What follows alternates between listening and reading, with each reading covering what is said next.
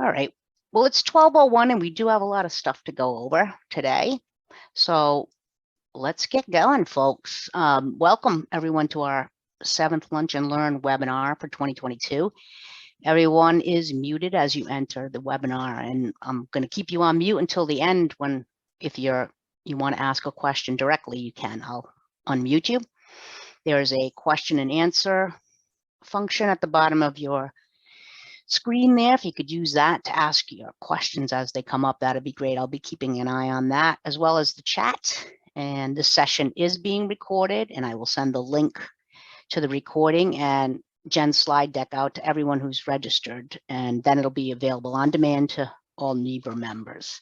So thank you for joining us today to learn about something new, a polymer made from seafood wastes. Chitosan is how it's pronounced. And you know that at NEBRA, we're all about finding beneficial uses for residual materials that would otherwise end up in landfills. So I'm excited to learn about Chitosan today. Tidal Vision is a new NEBRA member and doing exactly the kind of work that we promote. And we're happy to have them as a member and a presenter today at our Lunch and Learn.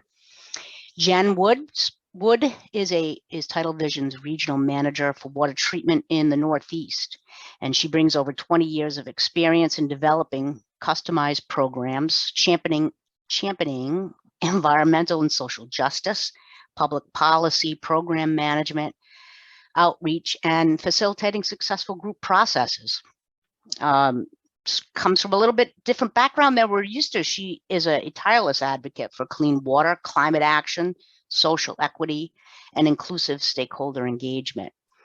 She's a graduate of the Snelling Center for Government's Vermont Leadership Institute, a senior fellow of the Environmental Leadership Program, certified building analyst, a solar PV installer, love it, and she serves on the Car Share Vermont board.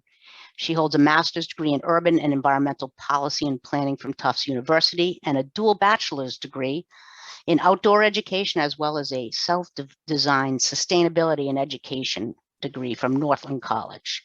She lives in Grand Isle, Vermont, which is awesome, with her husband and rescued cat, and she loves spending time outside, running, biking, kayaking, sailing, skiing, all the good stuff that you can do in Vermont there. So welcome, Jen. You can go ahead and turn on your microphone, and we're going to start a little different this time. We're going to start with a quick poll that I've been playing around with. So I'm going to ask you guys some simple questions. I'm getting some practice, and Jen will get some information as well. So here's the question. Have you ever heard of Chitosan? Pretty much what I was expected, although a couple of folks have heard, but the majority of you have not. So this is great. You're going to definitely be learning something today. Give this one more second. We got all the answers. All right. I can share the results. Do you see that? Okay. Not more people than I thought. All right. And then let me stop sharing that. And then one more quick one here. I expect a different answer here. How many of you guys use polymers and or metal-based coagulants in your process there? I know we mostly have municipal treatment facilities here, a couple consultants, I think, and maybe some academics. So whoever operators are out there, interesting, half and half. Let me show you the results. All right, well, thank you guys for playing along with that and for giving us some information as well. And I'm gonna now turn it over to Jen. I'm gonna get rid of my camera and I'll let you take screen sharing. All righty, thank you, Janine. Thanks everybody for joining. But first off, thanks to Janine and NEBRA for hosting this event today. And thanks for taking time on a very hot and humid, if you're anywhere near I am, Friday afternoon. So hopefully you'll enjoy your lunch during this Lunch and Learn. I'm going to share my screen, and I will also encourage you all to hydrate. I know that that's critical at this point, so I'm going to be trying to do that myself during the presentation. So enjoy your food, enjoy the presentation, and I can't actually see all of you, but I look forward to the questions coming in, and maybe at the end I'll be able to see and have a more interactive session. So I'm going to share, like I said, my screen, and if I can find the right page here. I want to talk a little bit for this time. I'll give a little bit of background. Thank you, Janine, for that introduction, and then share a little bit about myself, about Tidal Vision, the company, our product line, Tidal Clear, and what this thing is called Chitosan, which I'm glad some of you know what that is. So, excuse me. So, as Janine mentioned, I live in Grand Isle, Vermont. This is where I was this morning and where I go every day to kind of ground me, not kind of, but actually ground me in the work that I do, and just really appreciative to live in this beautiful place. And obviously in the middle of a body of water, really recognizing the value and criticalness that this resource provides for us. And so, and across in the distance there, that is Mount Mansfield or Stowe, where I go in the winter and just appreciate water in another form and love to ski. So, and, you know, as Janine said, my background is a little bit different, more in the realm of environmental and sustainability. I spent many years more on the energy side and energy efficiency, obviously building energy, solar panels, renewable energy, and started with Tidal Vision just last November. But I've really, you know, been excited to be part of this industry, and, you know, it's just like energy, if not more important, really incredibly valuable resources. So really passionate about bringing my environmental passion in that way to this work. And so, and I'll just say that that's one of the kind of the key reasons that I was really excited to join Tidal Vision, not only for its mission, which I'll share in a moment, but also just the culture. It's really a company that really does kind of walk the walk, not kind of, again, but does walk the walk as far as its commitment to the environment and to its employees and to its customers. And so that's really important to me. And so this is some of my team members at our headquarters in Washington State, in Bellingham, Washington, way far the other side of the country. But they, you know, they're incredible. Actually, I'll get to see them in a couple of weeks. We do this Summerfest and Winterfest where we all come together to celebrate each other and our work and to do some team building. And so I'm going to move my image here in case this is distracting to folks. I don't know if you can see that. So the mission is to create positive and systemic environmental change by displacing synthetic chemicals with natural products that are lower cost, better performing, and easier to use. So today I'm going to share, like I said, a little bit about our company, a lot about Chitosan, and then really want to open it up and encourage questions and comments to give time at the end to engage everybody in this conversation. And, you know, I told you about my background. I'm not a chemist. I'm not an engineer. So if there's really technical folks on here and I can't answer, I promise I will get the answer and get it back to you. So what is this thing called Chitosan? So, you know, it is biodegradable, biocompatible, and non-toxic. And we are taking seafood waste, what otherwise would have been either thrown into the landfill or into the ocean. Unfortunately, sometimes that's what happens, and turning it into this liquid solution that we can use in water treatment for wastewater, drinking water, stormwater. And as I'll share, we actually have a couple other divisions for agriculture and textile, because Chitosan has incredible properties in a number of facets, and I'll explain that. So Chitosan is made from chitin, the second most abundant biopolymer in the world, second to cellulose. And our Chitosan is upcycled, as I said, from byproducts of the seafood industry. I'll talk a little bit more about that in a minute. And it's the only biopolymer in the world with a positive or cationic charge. And, you know, we're proud to say that in 2020, it was actually added to the Green Circle list from the EPA in terms of safer chemical ingredient lists. And so here's some of the unique properties. Again, it's the only positively charged biopolymer in the world. And I put this piece about, it's more connected to our agriculture division, but I think is really relevant to this group because of the, you know, thinking about biosolids and residuals. It's also, Chitosan is a plant elicitor. And so what that means is it essentially helps, you know, have the plants bring out really their biological natural self-defenses. So it actually protects the plants more, and it's an incredible input for fertilizer.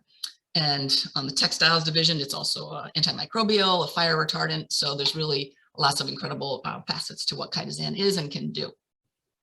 And I'll talk more about that in a minute. So Tidal Vision, we have this zero waste process. We're completely vertically integrated. So we're the only commercial scale chitosan manufacturer in the USA, and actually the only vertically integrated chitosan company in the world. And I'll talk also more about that. And it's essentially what gives us the ability and flexibility to formulate a range of products and performance specs. We can customize and really focus on QA/QC, which is really important to us anyway, and making sure that we have the most consistent and high quality products.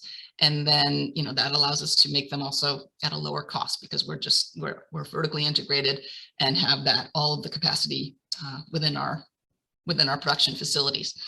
So, you know, we take this raw material and extract the chitin or the chitosan, and then turn it into the liquid chitosan solution, and then have these turnkey solutions. And as you'll see in the next slides, that we actually, you know, that the benefit is it's taking waste completely out of the waste stream, and actually obviously turning it into something functional and eliminating any waste altogether. So another piece that really drew me to the work is the kind of the foundation of the company and our work on the circular economy and really biomimicry, you know, using the Earth's wisdom to just mimic that to create something and a solution that is all natural.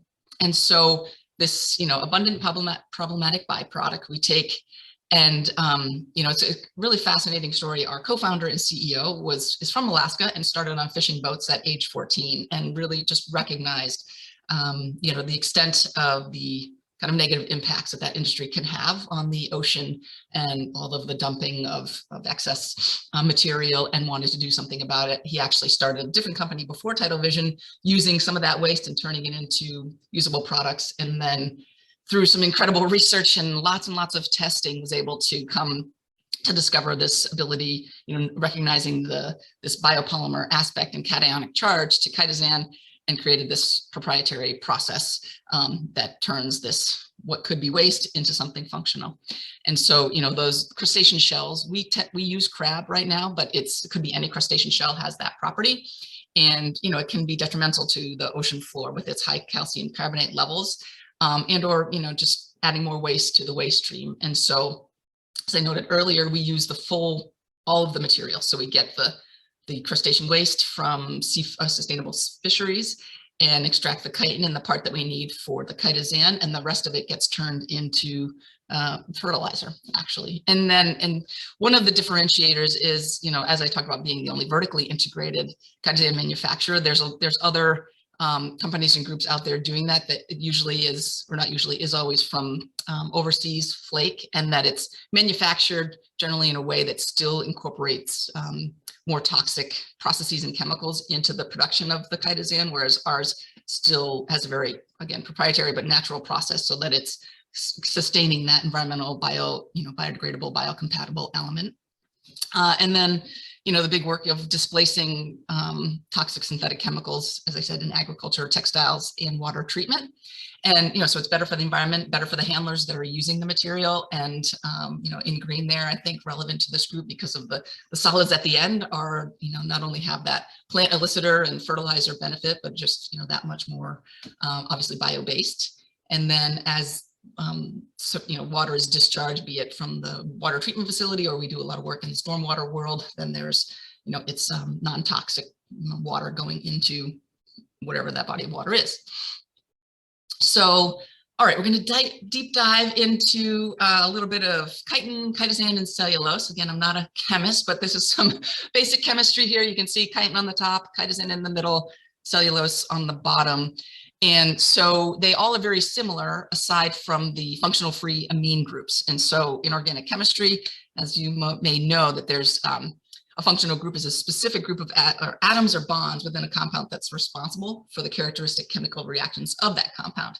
And at a low pH, the chitosan's amine group becomes pronated, otherwise known as positively charged. And those amine groups, I'm sure you figured this out, is those little boxes in red, boxes of rectangles there. And when we turn it into chitosan acetate, which I'll talk about in a minute, that is what makes it this cationic polyelectrolyte and the natural coagulant and flocculant that we love to use. So here's just a look at, you know, kind of the process. We take the chitosan, do some deacetylation essentially, and turn it into this chitosan acetate. It needs that it's essentially vinegar, but to be able to be soluble in water. And so the vast majority, you can see the products on the right, it's mostly water and some chitosan and a little bit of the acetic acid. And so just the general process, obviously it's cationic, so it can neutralize the negative charges to the suspended solids that are in whatever we're trying to treat. And then has the ability, usually with some stirring and mixing in the various systems, and to then flock the particles that we're trying to remove from the water that we're treating. Here's just another visual. I'm a very visual person, and I feel like this is just a great, there's a diagram and then the actual products themselves, seeing that work in action from where there's colloidal suspension, then the beginning of the coagulation and flocculation process, and then what that beautiful flock looks like at the end, and the clear water sitting on top. And so, and given that it's bio-based, it has a natural biodegrading process. And so really the top part is actually what we do, taking the chitin that's extracted from the shell and doing that little bit of deacetylation essentially, and adding the acetate to turn it into chitosan. And then as you kind of go down this path, you can see that when it gets released into the environment, there's natural enzymes that I'm not going to try to pronounce, that break down the material and ultimately turn it into CO2, N2, and H2O. So just natural recurring substances. So therefore not releasing any toxic elements, excuse me, into the environment. And so we often get asked, is it a coagulant, a flocculant, a polymer? And frankly, it's all of the above. So it's, as an organic cationic polyelectrolyte, that is a type of polymer, and it behaves both like a coagulant and flocculant. And so it has that ability to neutralize the charge, but also, which is more of a kind of a chemical reaction, and then do the flocking that we're able to see in that last image. It's usually visible to the eye. Not as cute as these little sheep friends that we have here, but same idea. And a little bit about that for those that love the more technical elements. If you're looking at the molecular weight of coagulants, flocculants, this is where chitosan fits. You can see the plant-based and then the chitosan-based have a more broad spectrum, and therefore they bridge to be both a coagulant and a flocculant. And we like to, chitosan really is better as the latter. We call it a flock builder or flock booster. And so, it actually works really well in conjunction, in concert with metal coagulants that are a little bit better at kicking off the reaction. And then chitosan is really good at flocking those elements. And so now I'm just going to dive into a couple examples to show, kind of on the performance side of things and how it compares. So we have this example looks at Tidal Clear, our general, which is just the chitosan and the acetate, then a 50% ACH solution, our Tidal Clear hybrid, which is the chitosan blended with some ACH, and then a competing product, which is deemed all natural but not chitosan based, that performs similar but not quite the same as the blended Tidal Clear hybrid. And you can see the significant reduction in turbidity and the improvement in filterability and lowering TDS. And what's not shown here is that, there are cost benefits. So if there was a bottom row, it would show that, particularly looking at those two far right columns, that it's about a 40% decrease in cost. And I know, just generally, as we're looking at the challenges of the world and supply chain and all of those other facets, the fact that we're all North American based and manufactured is, has an added element and benefit.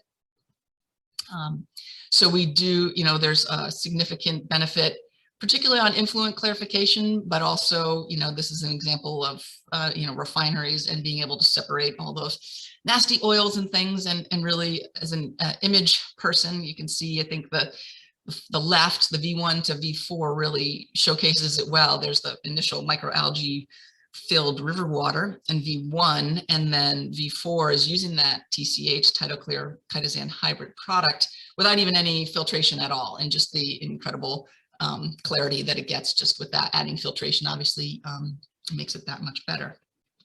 And so then, and I think I've said, but we work in the kind of wastewater, drinking water, we're NSF 60 certified, and also stormwater. And here's a look at one of our sites with our partners looking to deal with this site discharge. So you can see on the left, there's this high iron precipitate and iron reducing bacteria.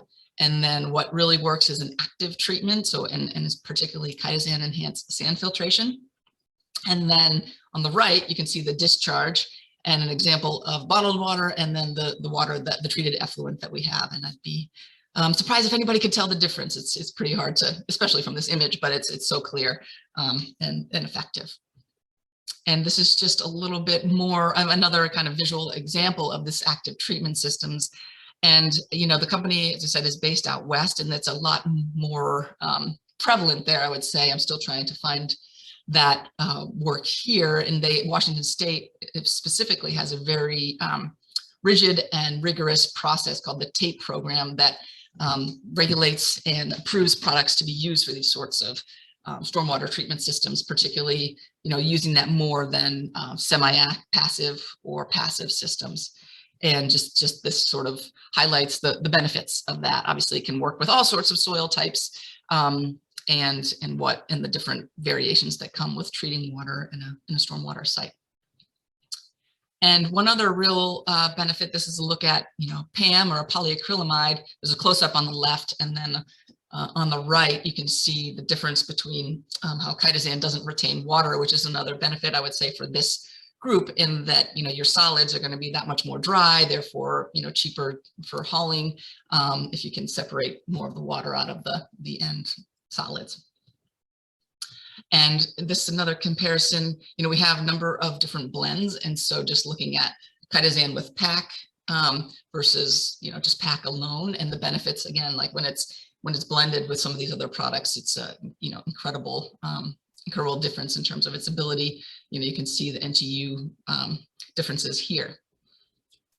And this is just a look at it as it's going through that similar, you know, chitosan PAC hybrid with the PAC.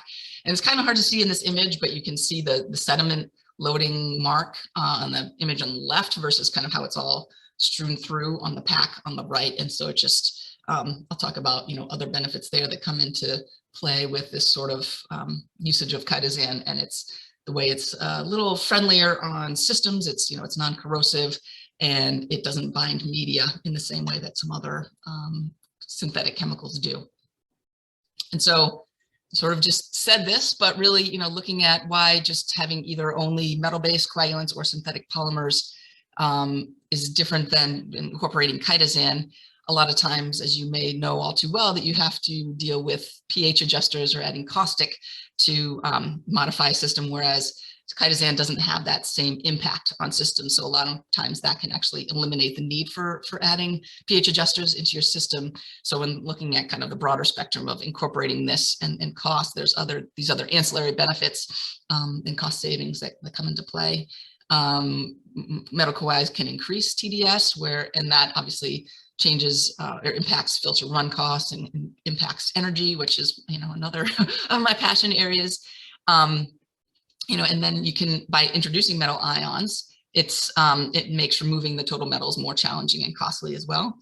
And while synthetic polymers typically get a stronger reaction because they have a higher charge density, they're able to be formulated more precisely to have the higher charge versus chitosan, which is more natural and a little more variable, but that causes more filtration, binding, and blinding, excuse me. And obviously, as I talked about earlier, being able to dewater reduces the amount of disposal costs for having drier solids. So this is just kind of stepping up to a broad view of some of the benefits of the product and where we're able to take what we're stepping into is expanding what we call our flake line, which is the extraction of the chitin from the shell, and we're building out a facility there in our headquarters in Washington to have even more capacity. You can see some of our customers on the bottom there.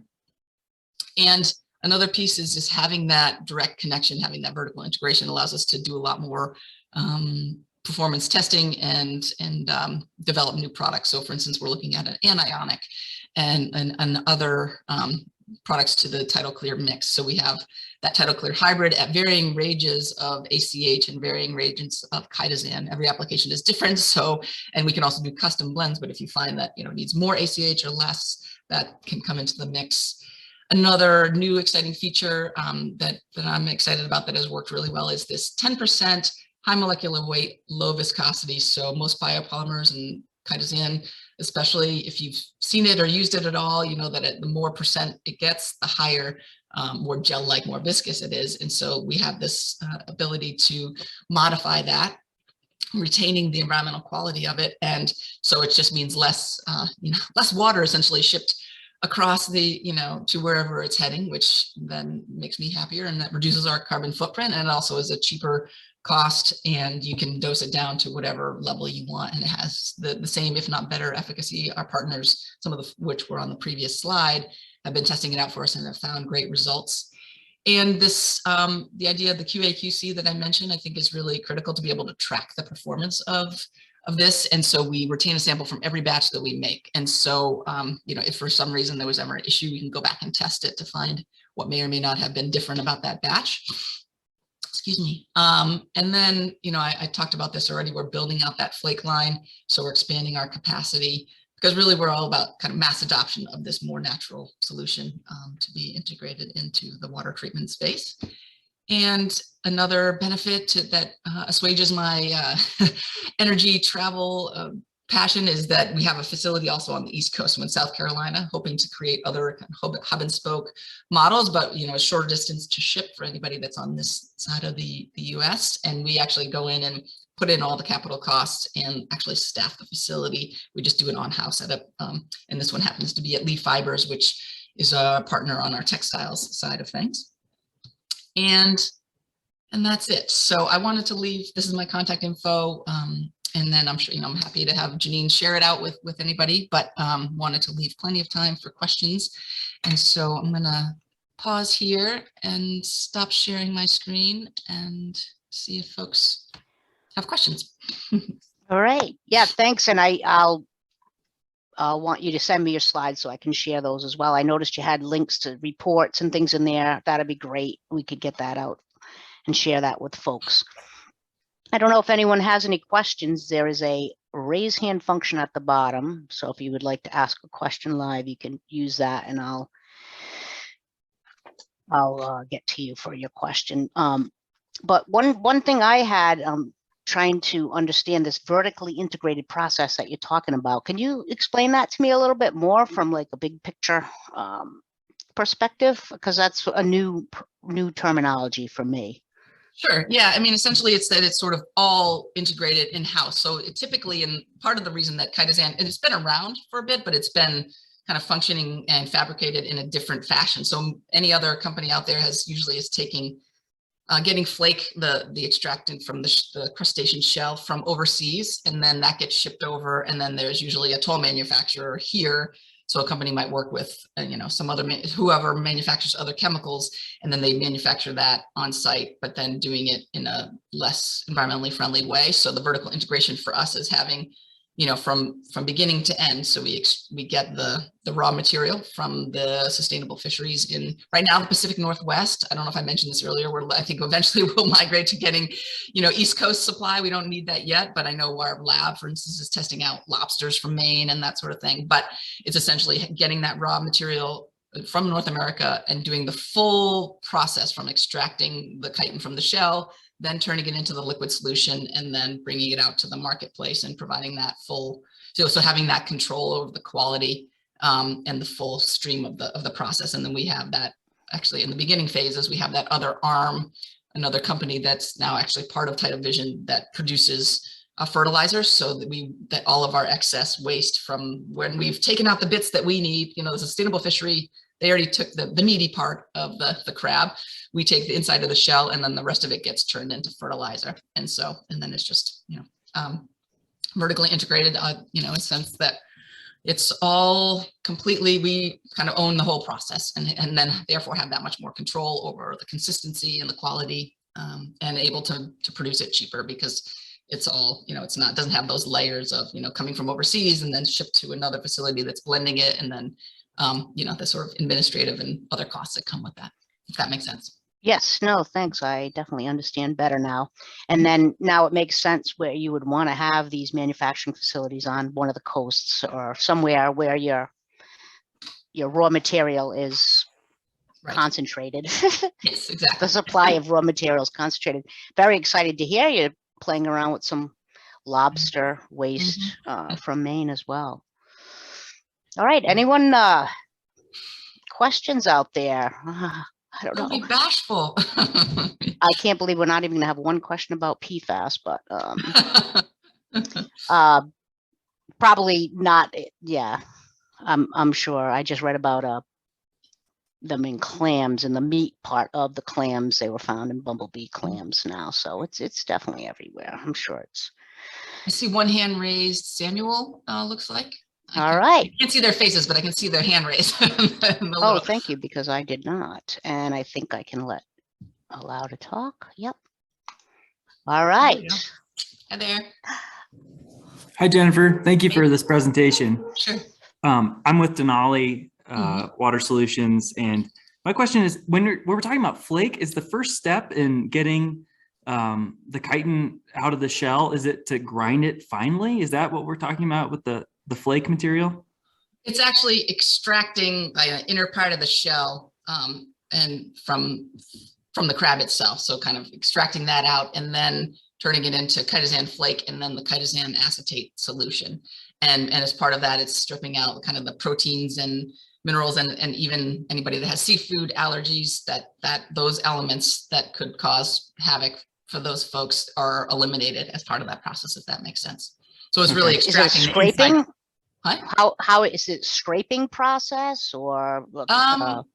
Yeah, I mean, I think it's, you know, I've never actually seen that part in action, but yeah, as I understand it, yeah, it's just, you know, it's a manual process where we are extracting the inner part of the shell, which has that cationic property, if that makes sense. Oh, okay. Yeah. Another question is, do you know what the agricultural benefit is for the fertilizer that is the byproduct of your manufacturing? I'm curious kind of what nutrients are coming out of that. Yes, so it's, well, as you see, as it breaks down, it's essentially CO2, nitrogen, and water. But before that, one of the main properties is that it's what we call a plant elicitor. And there's others that might be escaping me now, but essentially it, when it interacts with plants, so like we have we're doing lots of testing in various crop types that even if it's sprayed on plants, you know, actually some people use it right on their house plants to help it grow, but essentially it's this plant elicitor feature essentially helps when it attaches to the plant, it makes them, I think there's biological, it has the similar elements that things in nature when it tries to attack a plant. And so it kind of mimics that. And then the plant exudes these natural kind of fight, not flight tendencies. And it helps protect itself that much more. So when added to fertilizer, because it helps the plants, you know, protect themselves, it helps them grow more. If that makes sense. And it has that high in nitrogen element. So it's really a good addition to the fertilizer. I know we haven't kind of cracked the nut yet, but there's a number of companies, for example, who are very interested in incorporating a whole bio-based polymer, because then the out solids are, you know, obviously 100% natural, and their fertilizer outputs are then 100%, you know, could be deemed organic because it's not using any sort of synthetic chemical into that process. Does that help, Samuel? Yeah, it does. Okay. I have another question, but I can't see if someone else does, so I don't want to hold the floor here. No, nobody else does. You have the floor, so you can. Okay. Jennifer, how many wastewater treatment plants are using this in their process? That's another great question. I don't know that I know off the top of my head. I think, and even in the Northeast, there's maybe just a couple. You know, we've just started really branching out. I manage New England, New York, Pennsylvania, West Virginia, and then that whole swath of the Eastern Seaboard. But we're certainly looking to test out more and have some early adopters who want to kind of test it out in this space. But I can get that, but I don't honestly know how many. So you guys are looking for people to sort of pilot this at scale? Yeah. Absolutely. Okay. Yeah, we have like some where it's in function, but absolutely looking to pilot and develop more case studies, because it takes, you know, it takes for some folks that are the earlier adopters are more willing to do that, and some want the proof of concept, and I get that too. So most of the wastewater folks like the proof of concept, but you may have a couple of people that'll raise their hand to experiment with that. I see Bob Fisher is raising his hand. Okay, thank you, because I was going to say I had another. Oh, sorry. Yeah, unless Samuel, did you have? Nope. I'll allow Bob to talk now. Is that a good idea? I don't know. Hey, Bob. Bob. Happy Friday. You want to ask your question? You could just unmute. I'll ask to unmute. Am I unmuted now? You're Yes, good. you are. Okay. Hey, Bob. What are you thinking of, Janine? Hi, Jen. You did come to my facility. Yep. And I'm glad you hooked up. They know their stuff. My question would be, when you go to test it or switch it, how is it going to play with the previous polymer? You have to completely clean the system out, or, you know, that's my question. Yeah, another great one. So I think it probably depends on what the polymer is. I mean, usually we'll do some jar testing and bench testing, and then, as you know, that still doesn't give you the full picture from the broad scale. So we still have to test it through the system.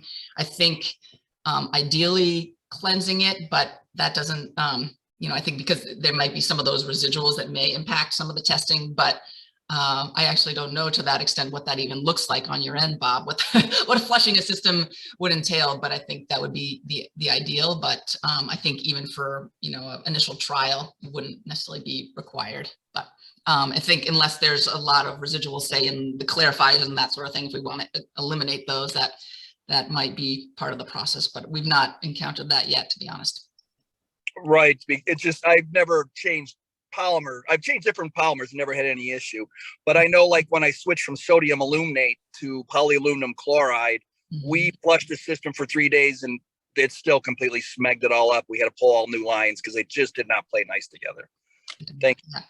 Well, no, yeah. And that's, I think it depends on a number of elements too. Obviously, every system is different, but also we found sometimes it's really the chitosan might be just an element integrated with that. So if it's, say, like a metal coagulant or even another polymer, like you saw the PAC example, or polyacrylamide, that sometimes we are able to dramatically reduce the amount of, coag or polymer that's in the system, sometimes up to 75% by incorporating some chitosan. So it might not be necessary to have a full flush, because sometimes it's not totally eliminating those coagulants, but it's displacing them to a large percentage. So It could be used in conjunction with, potentially, what's your current to reduce? Yeah, like the ferric and the metals she mentioned before. Yeah, it works really well in concert. I'd love to replace them all, but the reality is it works actually better in some instances. It depends again on the application, but in concert with the metal coagulants, so alum, ferric, that sort of thing. So sometimes, we've seen in certain facilities where, as I just said, we can reduce the amount of alum ferric by up to 75% by just incorporating a little bit of chitosan. And, because that, like, similar to our hybrid product, which has some ACH in it, that's really good at kicking off the reaction. And then chitosan is really good at flocking those, whatever you're trying to flock in that system. So yeah, you don't always have to totally replace. It's a lot of times displacement is really a key facet that we focus on.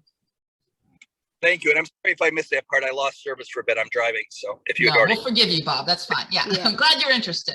No, that's good. And yeah, certainly something for Tidal Vision to keep in the back of your head as you're experimenting at treatment facilities. Sometimes that could be an issue, but yeah. So any other hands raised? I don't know why I can't see the hands raised, but or questions. Andre. All right. It was raised and then it was unraised. I don't know if Andre. I can allow him to talk, but can you hear me? This is Andre. Yes, Andre. Hi, Jennifer. Hi, Janine. Janine, thank you for doing these wonderful lunch and learns. Awesome facility. So Jennifer, can your product be used in dewatering technology and the various dewatering technologies that we have? Bell filter presses are probably going away in the wastewater field, but screw presses, centrifuges, stuff like that. Yes, it can. And as you saw, it doesn't retain water in the same way that some other chemicals do. And it can be used, I should have said that out at the beginning. It can be used in, we don't have to replace the systems essentially that are already there, whether there's different presses. It works really well with DAF units, dissolved air flotation units, and particularly where there's a filtration, like similar to the chitosan enhanced filtration that I showed on the stormwater treatment. But yes, it can work in any of those systems. Obviously, just doing lots of testing to see how that works. I was working on one, centrifuges, all of the above. It is functional, just a matter of testing out each unique system and how it can interact there, if that makes sense. So, and I should say, it's funny, I realized my screen says Jennifer, that's like it. So I go by Jen, so I was like thrown off when everybody's calling me Jennifer, but now I see why, so that's fine.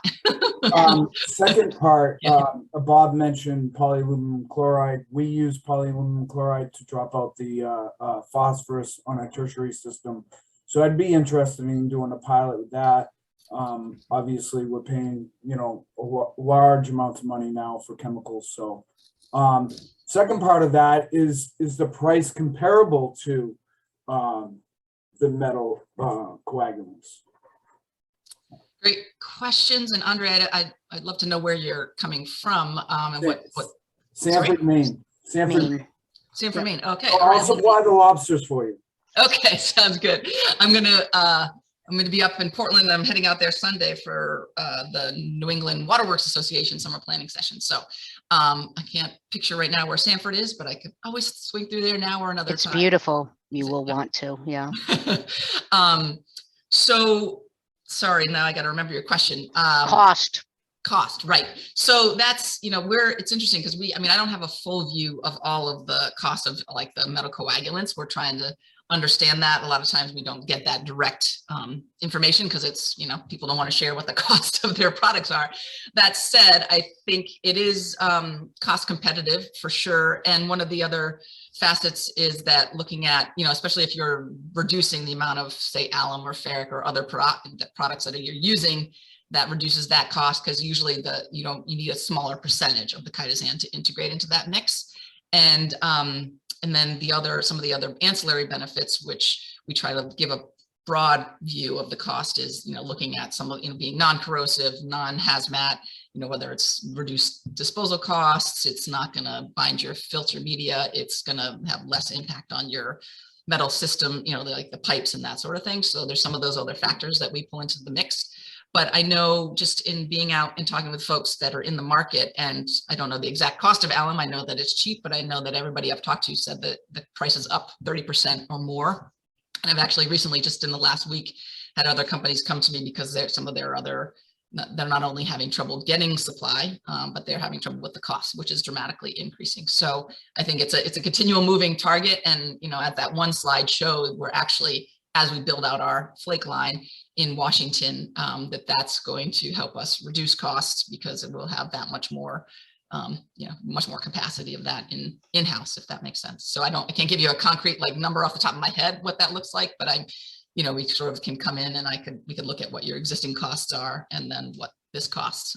Because it also depends, the amount that you need. There's oftentimes you need less chitosan than you would, a typical coagulant or synthetics. So it's not necessarily apples to apples, but it's okay. We're reducing alum, call it by X%, and incorporating chitosan. And even if it's a little more expensive at a unit by unit basis, it's cheaper overall because it's less amount that you're adding. Plus I like the idea that you don't, if we could integrate our, your product with our dewatering process, then we're not relying on the petroleum industry because the emulsion polymers are, it's all petroleum based. So exactly. Yes. I like how you think, Andres, and those were excellent. Those were excellent questions. No, those are important questions to ask. And but I do like the idea of this biopolymer, and if we can get some folks to experiment with it, maybe the next year we can have a lunch and learn, a case study of how this really worked for somebody, or how to make it better. Let's see. All right, is everyone who has a hand raised all set? Fisher, sorry. No. Yeah, great. Just reference, I'm in the Chitten's buyers group, and our alum is up 67%. Yeah. My first. But beyond that, how well does it pump? Is it gritty at all? Would it, since it's from shells, have residual where it's going to wear down the lines quicker? Any idea? Yeah, good question. No, it's not gritty at all. It's more, viscous if anything, but because we're extracting the inside part. I'm doing it with my hands here. I wish I had a crab to show, but we're extracting the inside part of the shell. So it's more looks like flake. I don't know if anybody knows what nutritional yeast is. I eat that all the time, but it's like a light, very flaky. Shoot, I have a jar of it, but it's somewhere else in my house right now. But it's I should have brought it for a visual. But no, there's not any of the hard parts of the shell. It's, if anything, it's just liquid and a little viscous. I have, this. We know how to pump liquid. But yeah, so it's just, I don't know if you can see this, but this is like our 1% chitosan, and it's just, it's 100% yeah. liquid. There's no shell particles at all. Yeah, No great question, Bob. anything. Yeah. All right, folks. Any other questions that people have? One. No, I was going to say, I thought, perhaps I knew I didn't have it was maybe half an hour presentation, but I figure everybody always appreciates getting some time back in their day. So I wouldn't be offended if folks want to gain some time, but it looks like Christina has just raised her hand. So all right. Oh, Christina, my buddy. All right. We'll allow you to talk, Christina. Are you going to share this with Green Mountain Water so it gets out to the rest of the folks in Vermont? Thanks, Christina. That's a great suggestion. Yeah, especially since Jen is located there in the lovely state of Vermont. But yeah, no, I'm going to, that's a great idea. I'll send it to them to post on the website as well. Yeah, and maybe rural water, because I know Springfield's had problems with their polymer. I know that Bellows Falls has had some issues. So there's a few folks that might not be on this call that might be interested. Thank you. Yes, and I am going to post it on our YouTube station too, and I'll try and Perfect. put a little blurb in the next newsletter coming up, so you guys can go find that. Are you a fellow Vermonter, Christina? Sounds like. I am. I live in Springfield, and nice. I actually golfed this morning, Janine. Okay. It was hot out there. Even on the top of the mountain, it was hot, huh? Oh, it's hot. It's hot in Vermont. We can't handle this. No. Not meeting. All right. I think What's I've been on with Andre like 4 this week or something. Say that again, Bob. I missed it. No, I just said we have to start. I think I've been on meetings with Andre and Christine, about 4 of them this week already. All state, it's mostly Christine and me you're going to see. Well, we don't mind. On the road, so when are you going to get back in the office? He's in the office, Andre. I've been there when he's in the office. Anyhow, you guys keep up the great work. Keep it flowing. That's if there's no more questions for Jen here, again, I'll get this YouTube video link out with her slides that have the hyperlinks there for you to follow up for more information, and her contact information will be there. But thank you very much for joining us today. The next Lunch and Learn scheduled for August 26th, when Jen Lichtensteiger and I from NUIPIC will go over the results from the second national biosolids data project with a focus on the Northeast region. But check out our events page. We have these Lunch and Learns scheduled through the end of the year. Love to see you here. And I'm always looking for suggestions or something you want to lunch and learn about. You let me know, and I'll be happy to set that up. So with that, I would like to thank Jen very much. Thank you for your time. Thanks everyone for attending, and have a terrific Friday and a great weekend. Yeah, thank you very much. Stay cool. Yeah, please take care, everyone. Bye. Thank you.